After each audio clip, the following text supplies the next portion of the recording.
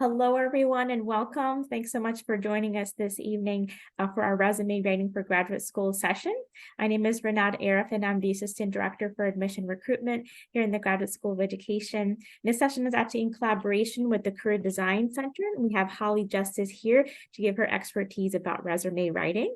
But before we get started, like I mentioned, this session will be recorded, so you'll see this tomorrow morning in addition to these slides. If you have any questions along the way, you're welcome to type them in the chat, but we will have a dedicated Q&A at the end. We'll go ahead and get started. So one of the big questions we tend to get is, why do I need a resume for graduate school? You know, you're applying for a program and not a job, right? So why do you need one? It actually helps the faculty community to get to know you better. So say you have a lot of extracurriculars, or there's just some parts of your application that they just want more information about. And that's a good place to have in your resume. Something to share about your past expertise, organizations you've been a part of, or just some things that you might find, my faculty might find interesting about you as a candidate. It also serves as a purpose to, seems like a snapshot about you. So in addition to your transcript, so we all know academics are important, but students that are well-rounded and have ability to work within the community, have been a part of various organizations. So these are all great things to showcase when you're applying to graduate school. And then it helps them see if you're a good fit for the program. So like we mentioned, academics and letters are important, but all those other extracurriculars are also important to share as well. And they can take a look at if you've done work in various settings, especially when you're writing your statement of interest. You can kind of stick to one or two experiences in your statement of interest and then leave all the rest of your experience in your resume. We also like to call it the holistic admission review. So it kind of looks into the softer aspects of the applicant's profile. It also helps them, look at other factors that can help your admission. If, say, for example, you had a lower GPA and you just wanted something else to redeem yourself for admission. So say you've been a part of extracurricular activities, a volunteer in your community, or things that are relatable in your field. For example, if you're looking to become a teacher and maybe your GPA wasn't the best, but you have a lot of experience volunteer tutoring, for example. So that's a great way to showcase your experience working with kids and adolescents in a tutoring capacity, which is very relatable for a teaching program. And these kinds of things can offset, say, a lower GPA in your application. Like we mentioned, projects or volunteers you've been a part of. And it's typically seen in doctoral applications, so it's not necessarily required for master's programs, but you're welcome to still attach one. So it would be an optional document that they can take a look at as part of your admission review. But like I said, not necessarily required for all admission programs, but it never hurts to add one. I always recommend it, especially if you want to showcase some additional experiences. I put this illustration here because it's just a funny illustration that I thought it was great to add here, where, your resume is not meant to be an autobiography. So stick to kind of the format that Holly will go over today, just so that it's not long-winded. So relevant things to include, work internships, a little bit about your research, or if you've done publications. We'll talk more about differences between resume and CV that Holly will go over. If you're part of any affiliate organizations or associations, that's a great one to add any trainings or skills. And of course, it's like a sample of writing for them as well to see your kind of writing ability. So I'm going to hand it over to my colleague Holly here to go over the resume versus CV and more into the nitty-gritty of resume writing. Fantastic. Thank you. Hi, welcome everyone. Welcome this evening. Thank you for joining us. We wanted to talk about resume versus CV, because also sometimes some of the schools, again, hopefully you'll be applying here to University of Buffalo, of course. And then some applications will say, submit your CV. And that can be confusing for, an undergrad student. Like, well, what about my CV? How do I write that? So let's clarify. And also, if you went from high school straight in and you did 4 years of a bachelor's, and now you're trying to consider going on for, a graduate degree, you might say, well, I'm not sure about what my CV should look like. I don't want you to overstress about it. Really, I want you to think about just submitting a resume version anyways, okay? And that's why we're going to talk about resume today. It's what makes the most sense for most of you. Even if you're someone who is, if you got a bachelor's and you have some work experience or work experience and then a bachelor's, like you're still going to be thinking about looking at a resume version. So as you can probably see on the slide, a resume is an individually designed, brief summary of your unique experiences, achievements, qualifications, and background. And the goal is to generate interest, right? And to really just give some, more information about you as a candidate as a whole, about things that you've been involved in. A CV, on the other hand, is a brief biography of one's educational and work background, usually used to obtain an interview in an academic, medical, or research industry setting. And when I say in an academic setting, I'm talking about a faculty position or a postdoc position, things like that, not about just admittance to graduate school. Okay, so that just gives you a little bit about the idea of the differences. But we're going to go through in more detail about the resume, and I think you're going to get a lot of clarity. Okay, we'll go on to the next slide. So again, which one do you need? Again, depending on what is asked of you, but even if an application says, please submit your CV. Again, I don't want you to over worry about that. I want you to just think about this resume version, and that is going to work. Okay. So again, resumes are really widely used for all kinds of jobs in almost every industry, and they're very common for your graduate school application. Okay. The CV is used for things like international jobs, depending on country, academic positions like a faculty, becoming a faculty member, medical, so doing medical research or a doctor position, or other research positions, or also sometimes when you're applying for a fellowship or a grant, it's common to submit your CV with it. Okay, how do I get started? Let's jump forward. So the first thing I want you to do is just, right, especially if you're starting from scratch, all right, if you don't have a resume, that's okay, we're going to start. So I just want you to think about doing a self-inventory. And that's just making a list of your background information. Where did you go to school? What degree did you get? Or multiple degrees. Maybe you got an associate's and a bachelor's degree, things like that. I really want you to think about all your accomplishments. Did you do well in school? Did you get any awards? Did you do well at a part-time job or in an internship? All of that. Any kind of skills that you might have. Really embrace it, right? So if you've got some skills, why don't you go ahead and own those, write that down. Like I said, experiences, internships, part-time jobs, let's put all of this down, right? So we're just doing an inventory kind of all about you. I mentioned about different degrees, perhaps relevant coursework. So this is a pretty comprehensive, right, inventory. Just write it all down, put some dates, okay? Put dates to everything that you can, to all of that. And then we're gonna start to organize it. So first you gotta get all of it written down. So do that first, and then we'll go on. Okay, so the other thing I want you to keep in mind, once we start to organize, is that you might be coming from a student perspective. So that tends to have a focus on process and learning. Because when you're a student, it is all about like, look, I was learning. This is the direction I was going, right? And things like, what did I gain from an internship? Yeah.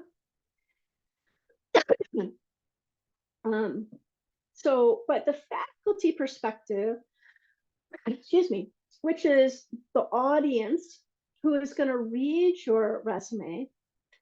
They're looking for meaningful and impactful experiences. They want to know not only just what you did, but what did you accomplish? All right. They want to know what skills. So hopefully we're going to see the skills that you used, all right, that you demonstrated through different experiences, because the faculty want to see what kinds of skills and experiences you're going to bring to the graduate program, because different kinds of skills and experiences really enriches the classroom environment for graduate school. So they love to see what you have in your background. Okay. All right. So we'll keep those perspectives in mind. All right.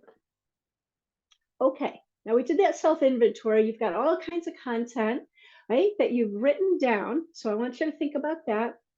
And then we're going to start to do a little bit of organizing. First, of course, you've got to have identifying information. That just means I'm looking for your phone, your email, yeah, and obviously your name, and potentially LinkedIn. Okay. So if you are on LinkedIn. And then, of course, I'd like you to list out education and then experiences. So again, those jobs that you've had, internships that you've had, even things that you may have been involved in on campus, if you're involved in a research experience, all of that, right, potentially is going to go in your experiences. Now we'll go to the next slide. Now, as I mentioned before, the resume is individually designed. And what that means is your resume may look different than someone else's or from your friend. Because, for example, if you have certain language skills, as you can see on here, or leadership activities, perhaps you were involved in a student club and you were a leader. But if someone else, a friend of yours, they weren't in a student club, they don't have language skills, those are sections that they are just not going to have on their resume, but you might. Okay. So you can see there's a lot of different categories to help highlight your background. Okay. So there's a lot of ways we can design it. Okay. So let's really start to build your resume. Let's move forward. Okay, so identifying, we have your name. It's common now to do city and state. So instead of your whole like mailing address, it used to be we would do the whole mailing address, and then that went away. And then it used to be we'd do nothing. And the current resume trend is city and state. Okay. Obviously, a phone number, an email. It's certainly common if you would like to use your school email. Now, if you're going to graduate and something like that, if you're a University of Buffalo student, you can keep your UB email. If you're from another school, you'd have to check and see, right? Or you can change it over to something like a Gmail account, right? Whatever email you check. And then I mentioned before, if you're active on LinkedIn, you could certainly list your LinkedIn URL. I would say that's becoming very common. Okay, let's go. So here's just a couple of examples of how that might look. You can structure it so it is sort of the information is more vertical on the first one, or you can do it more horizontal. You can see the second one, it'll save some space on the page. So if you have a lot of content, you're trying to get onto this 1 to 2 pages of resume, then you can do different formats to help you save space. All right. So there's flexibility in that. Okay. Education. So let's talk about education. And I know I saw something come into the chat, a question about, can you include high school on a resume? So I'm going to say typically, so if you were finishing a bachelor's degree, we don't need high school. So take that off. Um, it is standard practice that if you have the bachelor's degree, you just keep your information, your bachelor's. Now, if you have an associate's degree, that's on my mind. I talked to someone earlier today. They had an associate's and they're finishing their bachelor's degree. And so we would list that, but we would let go of high school. Obviously, when you're talking about education, I want the name of your school, and then your degree, when you got your degree, very important. Any expected awards or things like that. If you did something like study abroad, you could list that. Uh, so I see that another question came in around this topic. So if you have a low GPA, do you include it in the resume? So you'll notice on the slide that I do make a note that if you have a 3.0 GPA out of a 4 scale, so if you're 3.0 or higher, I would love to have you list it on your resume. And in fact, I've had students who are very much overachievers, okay? And they had friends who had really high GPAs, and perhaps they were a 3.1. And they said, oh, I don't know if I want to list it. So, but I would encourage you, yes, if you're a 3.0 or higher, I would encourage you to list it. If you leave your GPA off, it will be assumed that you are below a 3.0, okay? Now, especially with applying for graduate school, if you have a lower GPA, I would say, one, you don't have to list it. And two, if they're going to evaluate you on GPA, they're going to probably request a transcript for applying to graduate school. So they're going to see that. So I would say if you're below that 3.0, don't list that, right? Because everyone has maybe a little bit of a different definition on what really is a low GPA, okay? So I'm not going to say 3.0 is high or low, but what I would like is if we're at that mark, 3.0 or above, list it. If we're 2.9, I prefer you not list it, okay?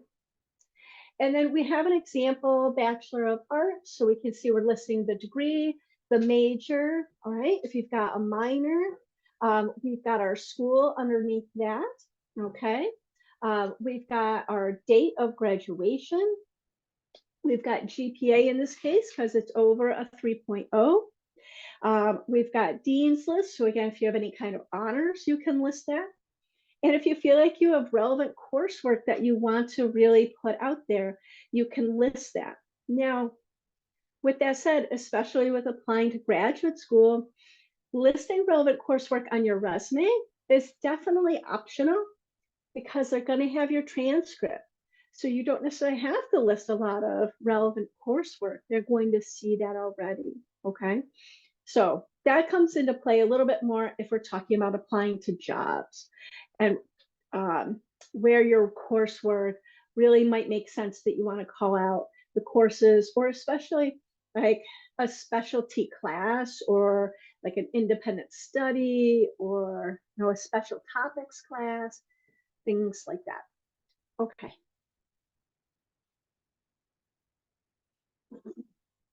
Now, experience. So this section, this is where we actually can start to be a little bit more creative. Now, what I mean by that is, what do we decide to list under the experience category? Okay.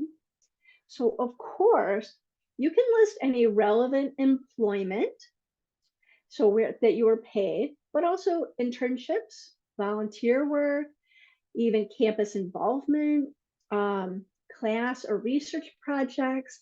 So there's really a variety that you can list, because if you feel like it's related to where you're headed, you might decide to kind of put all of that together. And that is an option. Target that section. So you can have a section called work experience. If you have teaching, you might say teaching experience or research experience.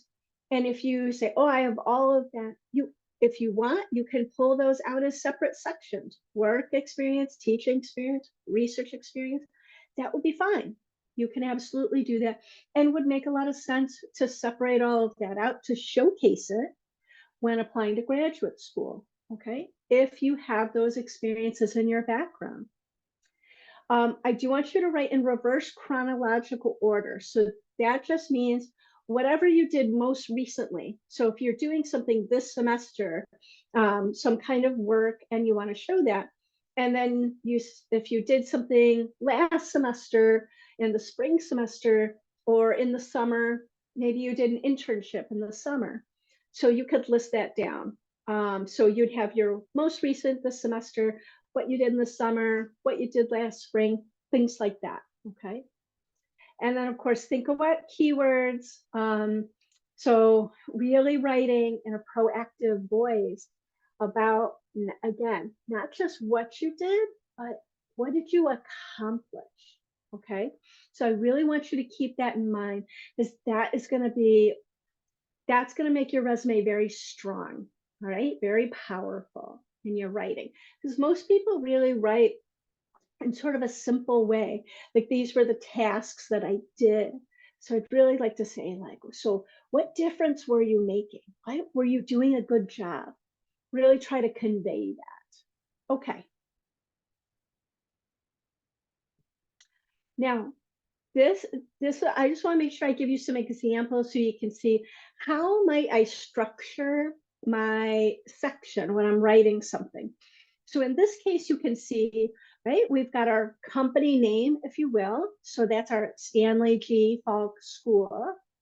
We've got our city, state, and then below that we have teacher aide. So we have our job title. And we've got our date range of when I was doing that experience. And then I've got a few bullets about the what I did. Okay. Okay. All right. So I just want you to think about how you might describe your job conversationally. So again, sometimes people have trouble writing the bullets. How do I write these bullets about the what I did? How do I do a good job with that?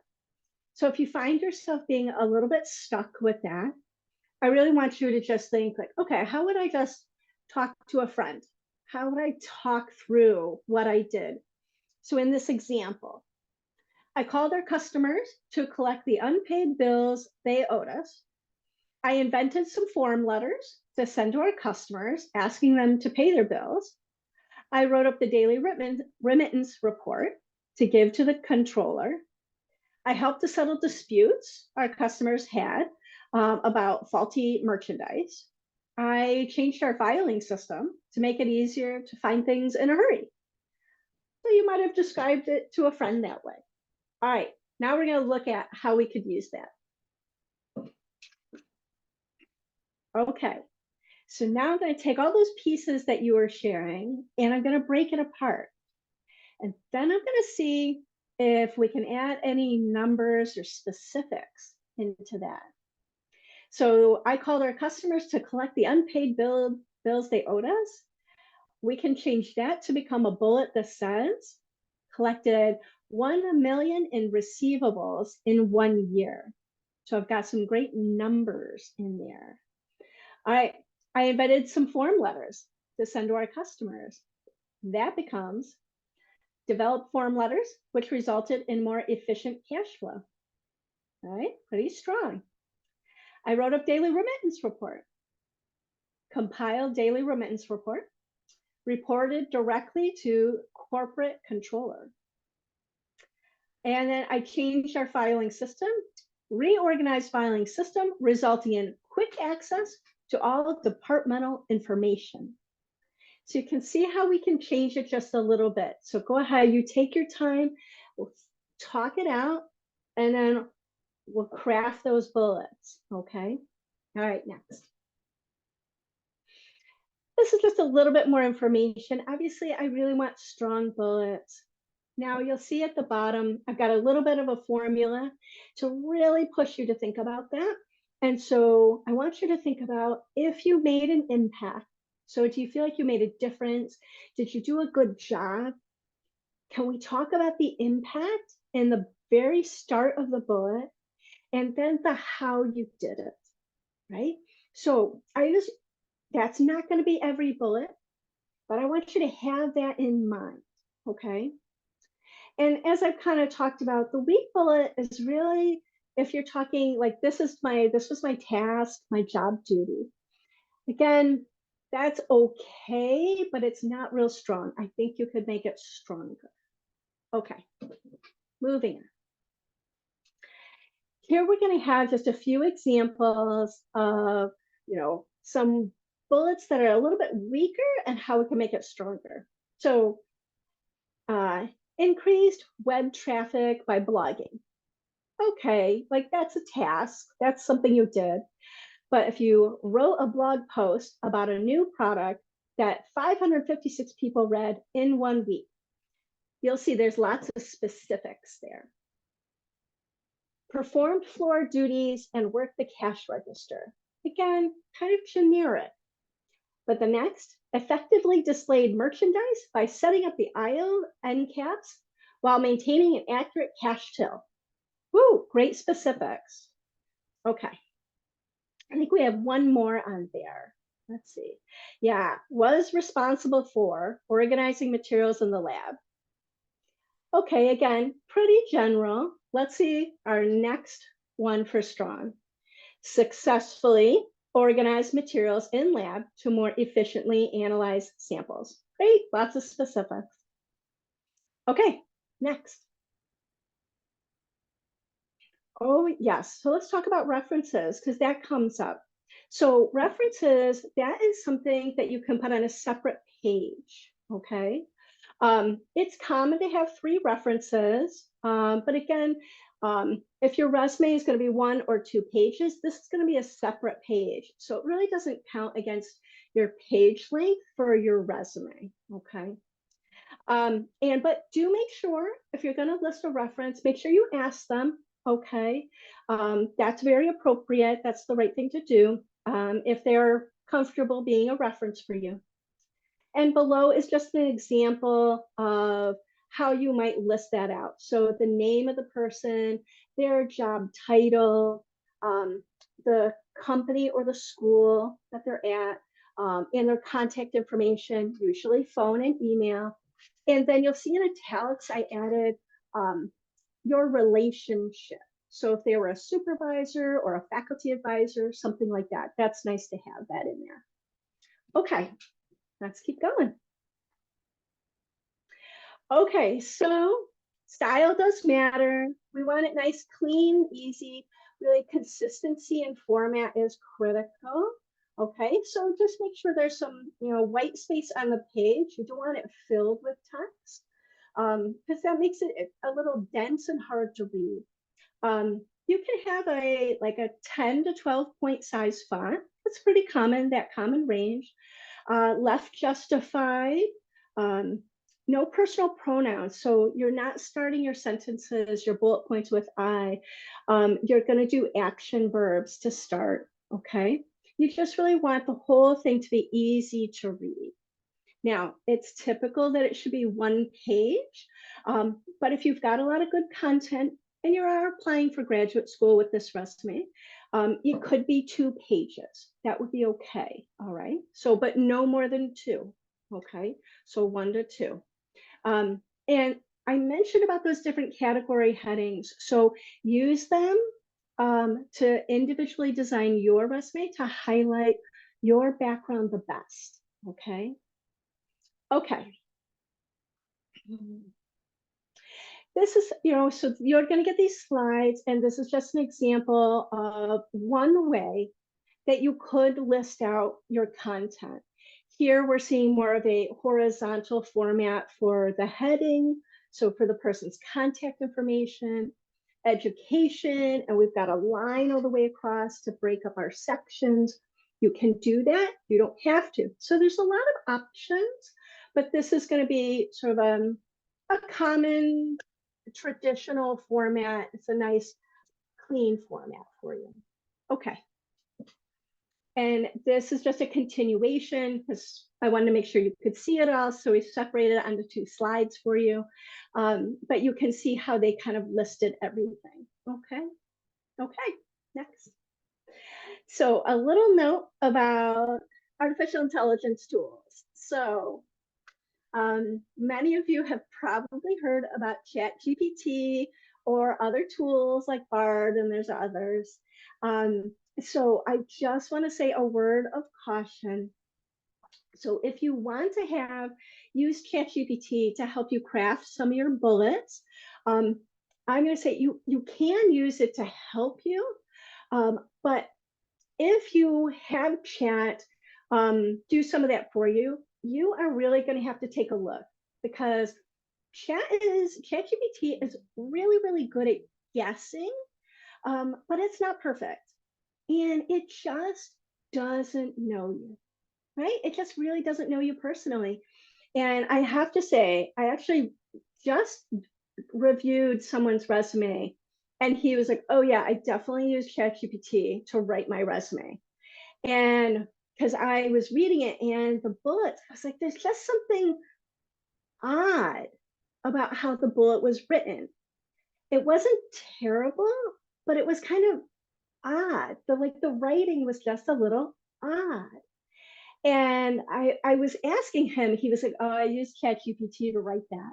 And I was like, okay. So that makes a lot more sense now. I said, we'll read it together. Do you see? And he was like, oh, yeah. And he's like, I see how it's odd. So we just had to rework it a little bit. And sometimes chat was a little, it likes to be a little wordy. So if you've had a chance to use it, that's another thing about it. It likes to be a little bit wordy. And with resumes, we really want to be as concise as possible. So if you use chat or another tool like that, just really take a good look. All right, really take a good look because I don't trust that it's going to be perfect. It is not going to be perfect the first time. So be careful with that. Okay. I just want to mention there's a variety of resources. So on the Career Design Center website, and this is open to all UB students and anybody else, you would be able to see this on our website. So we have resume templates on there. They're Word documents, so you can just download them and then you'll have a really good safe format and then you can just change it and add your content in. So, but it'll give you a really good starting point if you need that. Okay, moving on. Now, this is going to be for University of Buffalo students. You have access to a tool called VMock. And in that, you can upload your resume. And in about 15 seconds, it'll do a full review and give you a whole bunch of feedback on how you can improve. So that's a great resource available to you. Okay. All right, next. And of course, the Career Design Center is available for all the University of Buffalo students. You're welcome to come in and do a review. We'll do a resume review with you. You can just make an appointment and we'll do it in person or virtual, whatever is easiest for you. But certainly come on in, love to see you. All right, and the Center for Excellence in Writing, Renard, I don't know. Do you talk about this section or do I? I can keep going. I'm happy to, or if you want to jump in, either way. So the Center for Excellence in Writing is going to be a great resource to you, especially if you're applying to graduate school and you're a current UB student. I have been told that they do have an internal service for alum of UB that are applying to a graduate program. So if you are someone that just graduated or you're an alum from UB, they do have an internal service where they can review your statement of interest as long as it's another graduate program at UB. So I would contact the director of the Center for Excellence in Writing, and that's Rhonda Reed. And I would reach out to her about your interest in having your statement of interest reviewed so that they can give you their best advice and you can put your best document forward for that. But they do have advisements online, so you can register for an advisement appointment and you can go to them as early as your discovery phase for your paper. So if you're just kind of starting out, it could be a really rough draft, it could be a couple bullet points, but they will be with you throughout the way in terms of your writing.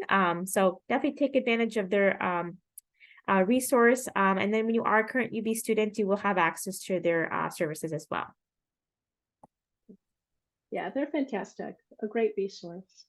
Definitely. Okay, next. I think we are And I think we're end at now. Q&A. Yeah, it's perfect timing. And I know I did see a couple questions, but I'll take a look in the chat. A couple of questions in the chat. Let's see.